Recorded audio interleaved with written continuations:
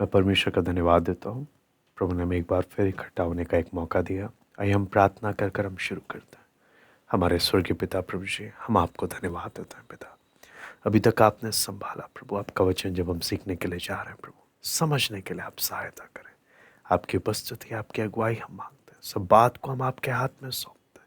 सारा आदर महिमा केवल हम आपको देते हैं। प्रार्थना प्रभु यीशु मसीह के नाम से हम मांगते हैं, आमीन। हम लोग उपदेश के विषय में हम लोग सीख रहे थे कि क्या यीशु मसीह वास्तव में परमेश्वर है।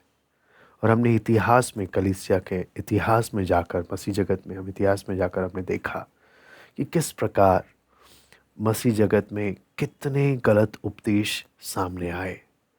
और ऐसे में सही उपदेश का पता होना, सही उपदेश को निकलना कितना महत्वपूर्ण। ये सवाल यीशु मसीह परमेश्वर है बहुत ही महत्वपूर्ण है। बहुत ही महत्वपूर्ण एक उपदेश है जिस वजह से कलीसियाएं बट गई। इसलिए हम एक एक प्रार्थना पूर्वक हम आगे के इतिहास की उस घटना को अगर हम देखें कि वो सभा का वापस इकट्ठा होना उन तीन लोगों के कारण। एरियस, हमने देखा यहोवा विटनेस, आज वर्तमान में यहोवा विटनेस है जो एरियस का विचारधारा था कि एरियस अपना आकर अपना विचारधारा रखता है। दूसरा हम देखते हैं यूसिबस जो इतिहासकार है, वो अपना विचारधारा रखता है। तीसरा है एथनेशियस, वो आकर अपनी विचारधारा रखता है। ये अगली सभा की घटना को हम देखने जा रहे हैं क्योंकि कॉन्स्टेंटाइन इस समय में उसको ये बात समझ में आ गया कि अगर ये समस्या का हल नहीं निकाला गया तो उसका साम्राज्य खतरे में है।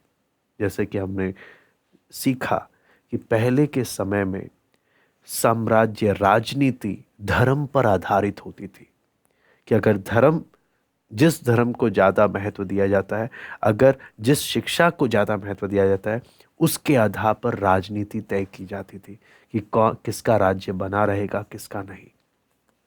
तो एथनेशियस इन सबको, कॉन्स्टेंटाइन को मालूम था कि उसका ऐसे ही चलता रहा तो उसका साम्राज्य खतरे में आ जाएगा।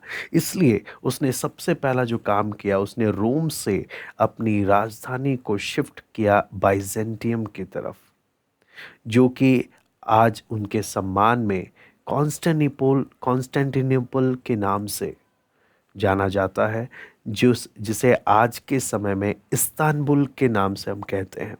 कॉन्स्टेंटिनोपल है ना, जो कि आज के समय में इस्तांबुल है।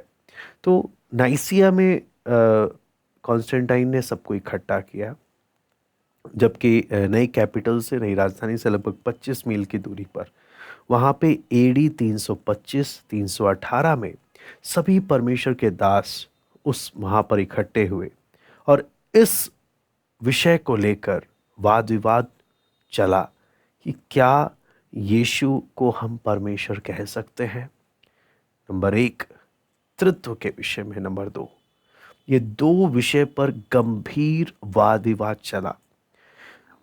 और सोचने वाली बात है, अगर आप पीछे मुड़कर अगर इतिहास को अगर ध्यान से देखें, ये वही परमेश्वर के लोग हैं जो कुछ समय पहले अपने विश्वास के कारण बहुत बुरी तरह सतावट से गुजर रहे थे।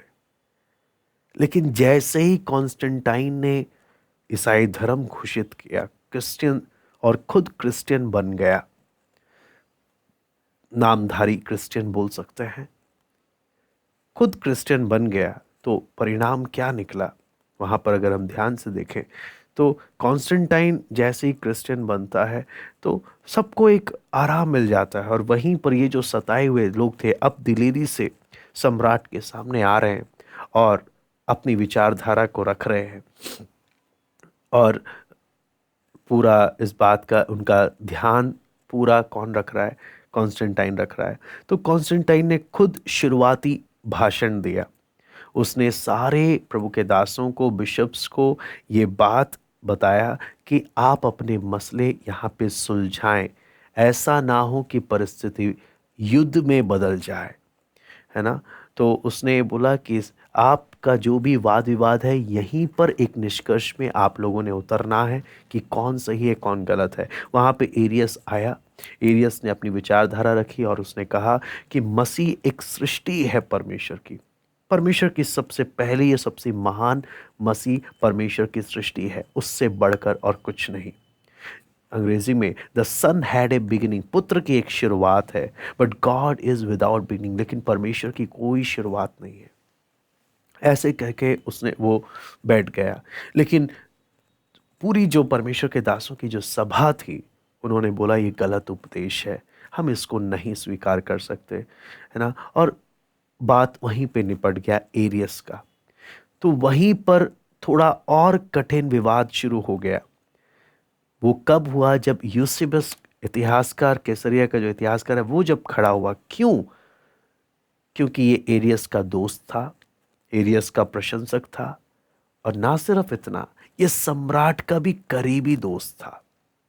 तो इसके खिलाफ जाना खतरा है ना। तो उसने, और ये एक समझौता दोनों विचारधाराओं को जोड़कर अपनी विचारधारा लेकर आ रहा है। वो कहता है, यूसेबिस कहता है कि यीशु मसीह को हम परमेश्वर कह सकते हैं, लेकिन वो परमेश्वर पिता से अलग है। आप देखें, वो दोनों जगह को, विचारधाराओं को मिक्स कर कर एक ऐसी विचारधारा लेकर आ रहा है जिसे जिससे वो दोनों जगह के समर्थकों को अपनी तरफ खींचना चाहता था। लेकिन वहाँ पर उपस्थित सभी प्रभु के दास, लगभग सभी प्रभु के दास, उन्होंने कहा कि अगर परमेश्वर पिता से अलग है यीशु मसीह गुण और स्वभाव में, तो हम कैसे यीशु को परमेश्वर कह सकते हैं? तो ऐसे में आखिरी मत में आखिरी व्यक्ति खड़ा होता है, एथनेशियस, जो प्रभु के दास थे। उन्होंने खड़े होकर कहा कि यीशु पूर्ण परमेश्वर है ना। वो परमेश्वर पिता के गुण प्रभु यीशु मसीह में भी पाए जाते हैं, और वो पूर्ण परमेश्वर है। और ये जब ये विचारधारा ये लोग खड़े होकर जब बता रहे हैं, ऐसे नहीं कि इनके मन में कुछ भी आया और ये खड़े होकर बोलने लग रहे, नहीं, इन्होंने अपनी बातों के लिए परमेश्वर के वचन का इस्तेमाल किया, है ना। तो ऐसे कर कर एथनेशियस ने जब बोला कि, तब जाकर काफी दिनों तक एथनेशियस की इस बातों को लेकर वाद विवाद चलता रहा। बाद में जाकर सम्राट को भी समझ आया कि यूसेबियस जो दोनों की तरफ से समझौता करते हुए दोनों की विचारधाराओं को जोड़कर अपनी जो बात लेकर आ रहा है, इसमें दम नहीं है। लेकिन एथनेशियस की विचारधारा को लगभग सभी लोगों की सहमति हो रही है कि यीशु मसीह सच में पूर्ण परमेश्वर है कर कर। तो सम्राट कॉन्स्टेंटाइन खुद ही खड़े होकर एथनेशियस के साइड में आ जाते हैं और बोलते हैं मसला ख़त्म, एथनेशियस जो बोल रहा है वो सही बोल रहा है कर कर। वो बीच में आकर सामने आ जाते हैं, और इस प्रकार से नाइसीन क्रीड कर कर सामने आता है, जिसमें लिखा है, I believe in one God the father Almighty, मैं एक पिता परमेश्वर, सर्वशक्तिमान पिता परमेश्वर पर विश्वास करता हूँ, maker of heaven and earth, आकाश और पृथ्वी का बनाने वाला, and in one Lord Jesus Christ, एक प्रभु यीशु मसीह पर, the only begotten son of God, जो एकमात्र इकलौता परमेश्वर का पुत्र है, begotten of the father before all the, सारी सृष्टि से पहले पिता का इकलौता, गॉड ऑफ गॉड, जो पूर्ण परमेश्वर है, लाइट ऑफ लाइट, जो पूर्ण ज्योति है, very God of very God, पूर्ण परमेश्वर है, इकलौता है, सृष्टि नहीं, begotten not made, being of one substance with the father, पिता के सब गुण, पिता का सब बातें इसमें भी पाया जाता है। तो ये बात बोलकर नाइसीन क्रीड सामने आया, जो कि आज मसीह जगत में हमारे विश्वास का आधार है, नाइसीन क्रीड। तो दो बिशप को छोड़कर, दो व्यक्तियों को छोड़कर, एरियस के साथ के बाकी सब ने इस विचारधारा को माना, इस प्रभु के दासों ने सब ने माना। और जिन्होंने जो इन दो थे, इन लोगों को दंडित किया गया। कॉन्स्टेंटाइन को लगा कि अब मसला सुलझ गया है, तो उसने पार्टी दी कि अब मेरा साम्राज्य सुरक्षित हो गया है। लेकिन यूसेबियस को अपना ये हार स्वीकार नहीं हुआ, उसे ये बात पसंद नहीं आया। उसने अपना खुद का एक नया क्रीड लिखते हुए बोला कि हम सबको तलवार की नोक पर साइन करवाया गया है। हम इस विचारधारा से सहमत नहीं हैं। तो बेशक कॉन्स्टेंटाइन को लगा कि सब कुछ सुलझ गया, लेकिन आगे चलकर कुछ कुछ लोग कहने लगे कि कॉन्स्टेंटाइन को बीच में आना नहीं चाहिए था। प्रभु के दास लोग जब आपस में वचन से तर्क कर रहे थे तो उन्हें करने देना चाहिए था। कॉन्स्टेंटाइन ने आकर अपनी ताकत का दुरुपयोग किया, जिसके कारण ये क्रीड निकला है कर कर।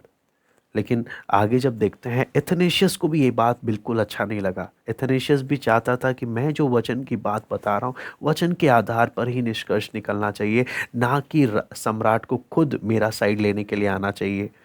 क्योंकि सब लोग को एक मौका मिल गया कि सही, ये जो एथेनेशियस जो परमेश्वर के दास हैं इनके साइड में सम्राट आ गए, इसलिए इनकी बात को ज़्यादा महत्व दिया गया।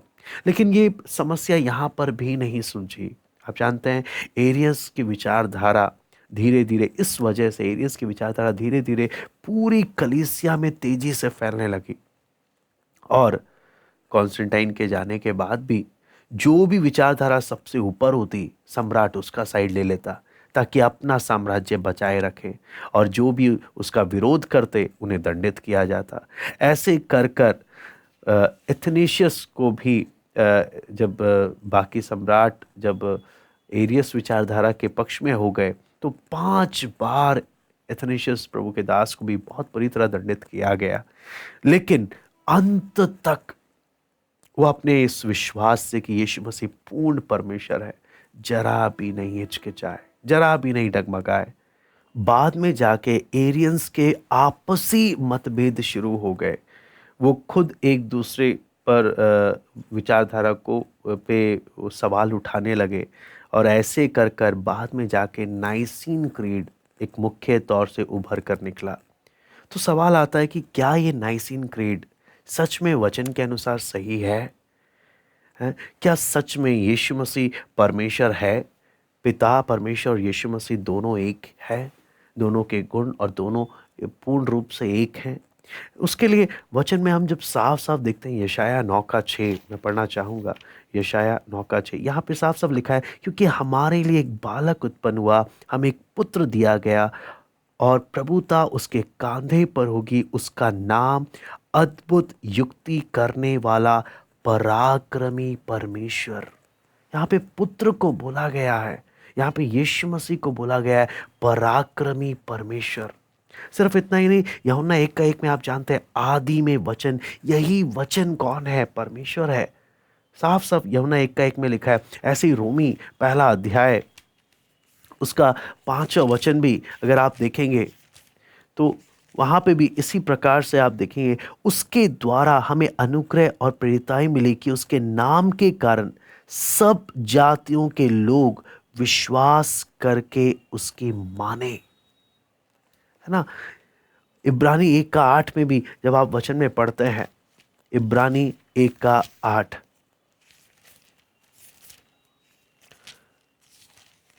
यहां पे लिखा है, परंतु पुत्र के विषय में कहता है, हे परमेश्वर तेरा सिंहासन युगान युग रहे, है ना। तो पुत्र यीशु मसीह के बारे में यहां पे कहा गया कि वो परमेश्वर है ना। और सिर्फ इतना ही नहीं है, तो कुछ समय ना होने का कुछ बातें हमने देखा।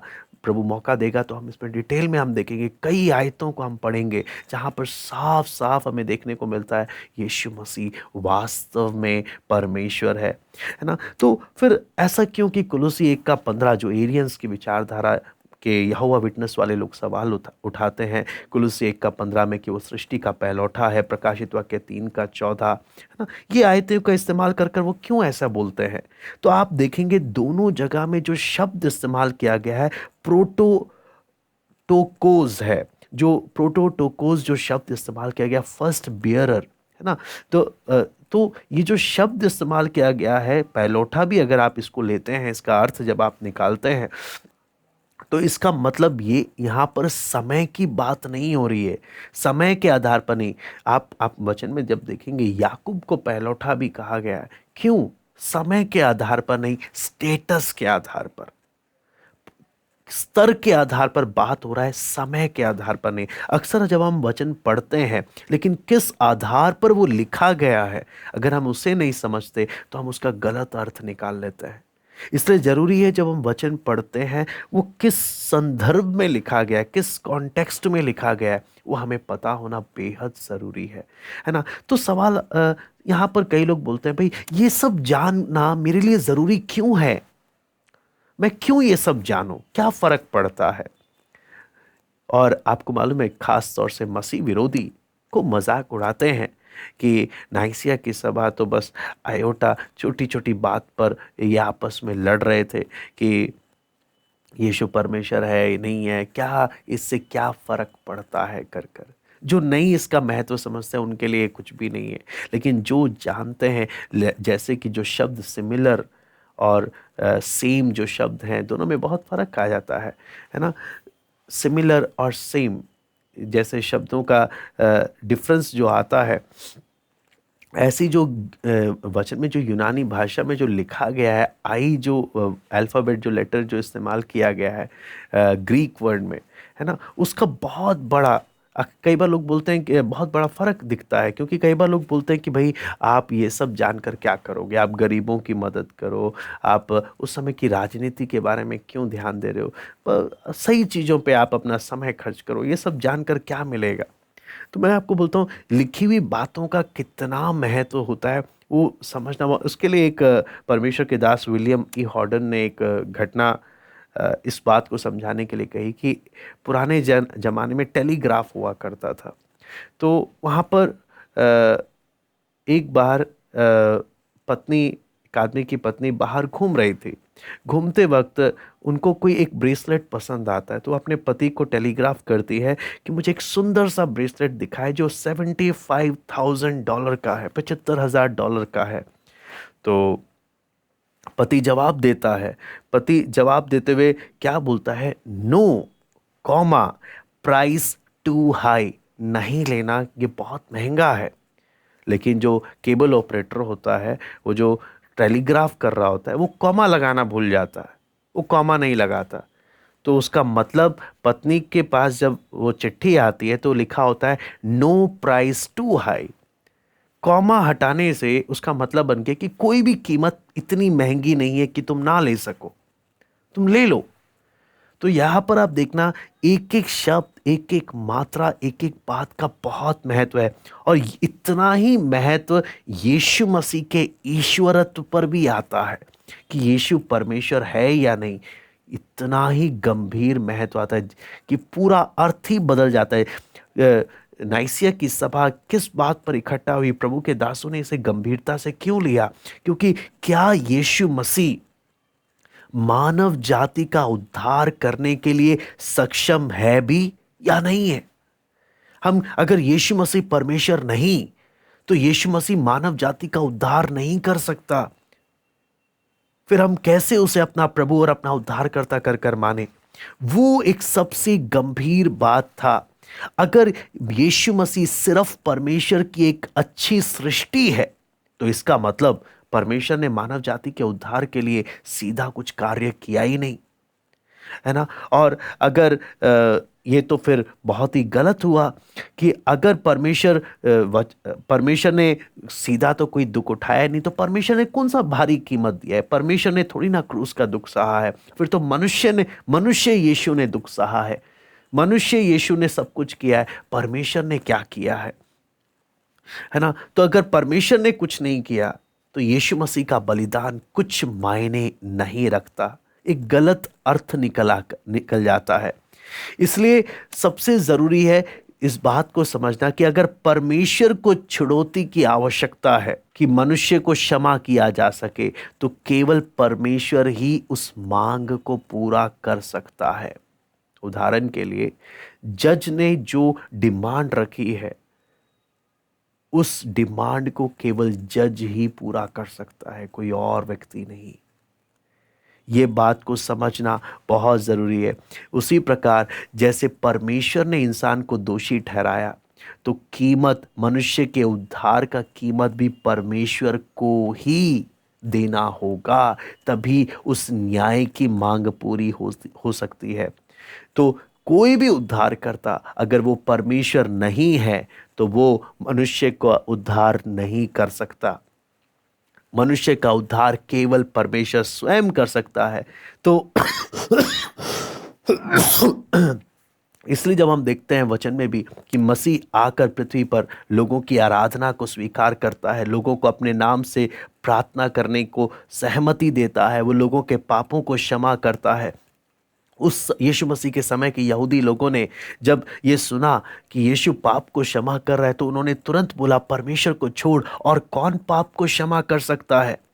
लेकिन यीशु इन सब के द्वारा ये जता रहा था कि मैं ही वो परमेश्वर हूं, है ना। तो क्या यीशु से प्रार्थना की जा सकती है? हाँ, क्योंकि यीशु परमेश्वर है ना। इसमें कोई गलत नहीं है, कोई गलत बात नहीं है। लेकिन बात यह आती है कि यीशु के परमेश्वरत्व को समझना कि उसमें परमेश्वर की सारी परिपूर्णता वास करती है। अगर यीशु परमेश्वर नहीं तो फिर परमेश्वर ने हमें बचाया ही नहीं, है ना। और यीशु की आराधना करना फिर तो सबसे बड़ा अपराध होगा। कहने का मतलब इस बात को समझना कि यीशु मसीह कौन है सबसे अधिक मायने रखता है। क्या यीशु मसीह सच में परमेश्वर है ना। तो बहुत से लोग आज के समय में अलग अलग विचारधारा जब लेकर आते हैं, वचन में मैं पढ़ना चाहूंगा पहला यूहन्ना 4 का 2 और 3। पहला यूहन्ना 4 का 2 और 3 यहां पे लिखा है, परमेश्वर का आत्मा तुम इस रीति से पहचान सकते हो, जो आत्मा मान लेती है कि यीशु मसीह शरीर में होकर आया है वो परमेश्वर की ओर से है, और जो आत्मा यीशु को नहीं मानती वो परमेश्वर की ओर से नहीं, वो तो मसीह के विरोधी की आत्मा है, जिसकी चर्चा तुम सुन चुके हो कि वो आने वाला है और अब भी जगत में है ना। तो वचन की शिक्षा के गलत जो शिक्षाएं हैं आजकल बहुत तेरे मसीह जगत में यीशु मसीह के विषय में बोलते हैं कि हाँ ये क्या बोलते हैं, ये परमेश्वर है, परमेश्वर नहीं है। यीशु मसीह एक अच्छा गुरु था। यीशु मसीह के अलावा भी और भी बहुत सारे हैं। आप खुद भी एक मसीह हैं। अपने अंदर के परमेश्वर को जानो। न्यू एज की विचारधारा, महात्मा क्या बोलते हैं, मदर टेरेसा और बहुत सारे लोग हैं जो मसीह जगत में ही जो यीशु के ईश्वरत्व को कभी समझ नहीं पाए, लेकिन लोग इन्हें बहुत सम्मान भी देते हैं। लेकिन उपदेश की बात को ये क्या नहीं कर पाए, समझ नहीं पाए कि ये गंभीर विषय क्यों है। अगर यीशु परमेश्वर नहीं तो मेरा उद्धार नहीं हो सकता, है ना। मेरा उद्धार किस बात पर निर्भर करता है? यीशु कौन है? यीशु परमेश्वर है। वो मेरा उद्धार करने में पूरा सक्षम है। वचन को जब हम समझते हैं तो हमें क्या चीज समझना है? कीमत, क्रूस पर कीमत मेरे प्रभु मेरे परमेश्वर ने दी है। परमेश्वर ने दुख उठाया, वो है सबसे महत्वपूर्ण बात। कीमत परमेश्वर ने अदा की, दुख परमेश्वर ने उठाया। ये है सुसमाचार का, ये है वचन का सबसे बड़ा बात। कीमत प्रभु ने दी है, परमेश्वर ने दी है। उद्धार यहोवा से है, कोई सृष्टि से नहीं। अगर सृष्टि कीमत दे रही है तो फिर वो उद्धार का भारी कीमत परमेश्वर ने कहां अदा किया है? ये मांग जो परमेश्वर रखता है, न्याय की मांग, वो केवल परमेश्वर ही पूरा कर सकता है।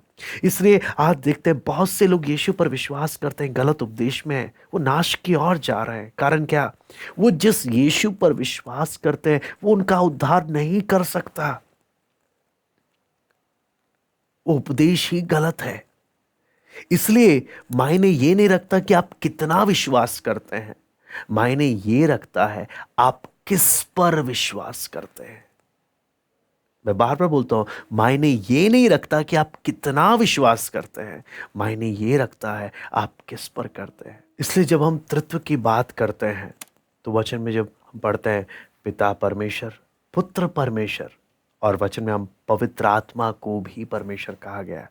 तो त्रिएक परमेश्वर की जब हम बात करते हैं तो अगस्तिन, प्रभु के दास सेंट अगस्तिन ने इस बात को और खुलकर बताया और बोला परमेश्वर का इस तृत्व के विषय को हम व्यक्ति भी नहीं बोल सकते, हम व्यक्तित्व भी नहीं बोल सकते, क्योंकि ये त्रिएक परमेश्वर एक अलग नहीं होते, एक साथ रहते हैं, हमेशा एक रहते हैं। एक परमेश्वर होकर भी ये तीन है, तीन होकर भी एक है।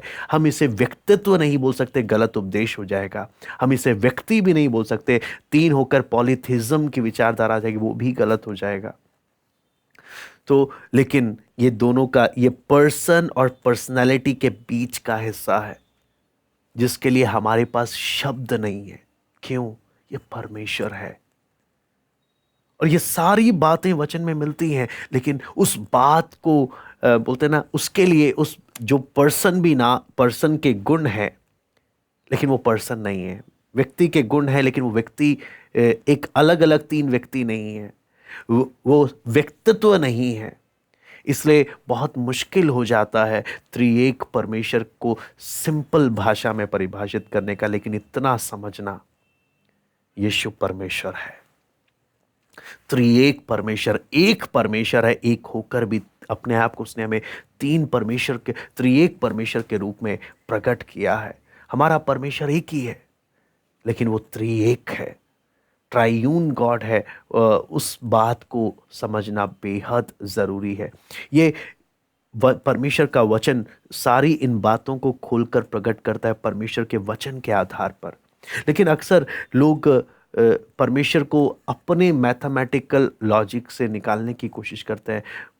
अगर आपने परमेश्वर को पूरा समझ लिया तो वो परमेश्वर कहाँ का। हम पूरा परमेश्वर को नहीं समझ सकते, लेकिन जितना परमेश्वर ने प्रकट किया है, हम प्रार्थना कर कर प्रभु की मदद से हम उतना समझने की प्रयास करते हैं, क्योंकि ये समझना बेहद ज़रूरी है, बेहद ज़रूरी है। इसलिए जब नाइसिया की सभा को जब हम देखते हैं, नाइसिया की सभा बहुत ही महत्वपूर्ण सभा थी। क्यों? ये उद्धार और अनंत काल के नाश के बीच का एक महत्वपूर्ण घटना था। यह स्वर्ग और नरक के विषय का एक महत्वपूर्ण घटना था जो निर्धारित कर रहा था। नाइसिया की सभा ने मसीह जगत को हमेशा हमेशा के लिए बांट दिया। क्यों?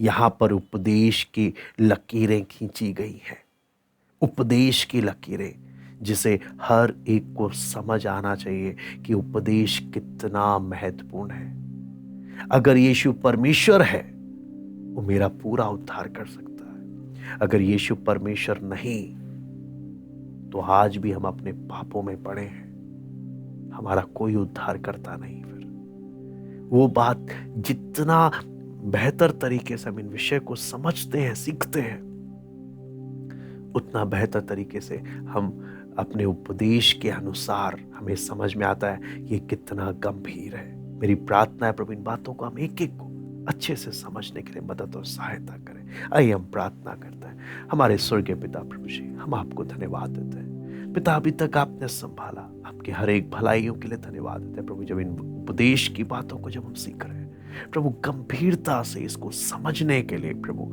पवित्र आत्मा आप सहायता करें, आप सहायता करें। हर गलत उपदेश से प्रभु आप अपने चुने हुओं को बचाएं प्रभु। आपकी दया मांगते हैं, सत्य को पहचानने के लिए, समझने के लिए एक एक को सहायता करें। धन्यवाद देते हैं आज की संगति के लिए। सारा आदर महिमा केवल हम आपको देते हैं। प्रार्थना प्रभु यीशु मसीह के नाम से